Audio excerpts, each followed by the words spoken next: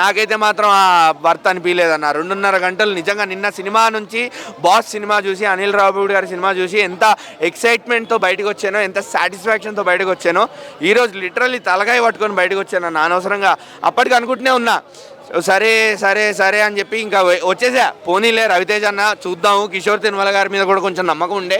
ఇంతకు ముందు సినిమాలు బాగా తీశారు, నేను శైలజ, ఉన్నది ఒకటే జిందగీ, రెడ్, ఇలా చాలా మంచి సినిమాలు తీశారు. కానీ ఈసారి ఏమైందో మరి, అది రవితేజతో తీసే వరకే అవుతుందా, లేకపోతే అదేందో కాంబినేషన్ రవితేజ గారితో వర్కౌట్ అవ్వట్లేదా నాకు అర్థం కావట్లేదు. But total time waste, total failure, తలనొప్పి, లిటరల్లీ తలనొప్పి అన్న. 2.5 గంటలు నేను 4 గంటల్లో ఫీల్ అయ్యాను, అదే చెప్తున్నా కదా. సో అందుకే చెప్తున్నా, రవితేజ అన్న ప్లీజ్ మీరు ఒక్క మంచి సినిమాతో మళ్ళీ ముందుకు రండి. మీరు సినిమా తీయండి, మేము చూస్తాము కాదనట్లే, కానీ ఒక్కసారి మమ్మల్ని దృష్టిలో పెట్టుకొని తీయండి సినిమాని.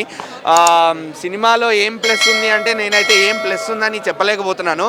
ఏం మైనస్ ఉందంటే టోటల్ సినిమానే మైనస్, అసలు తీయడమే మైనస్ అనిపించింది.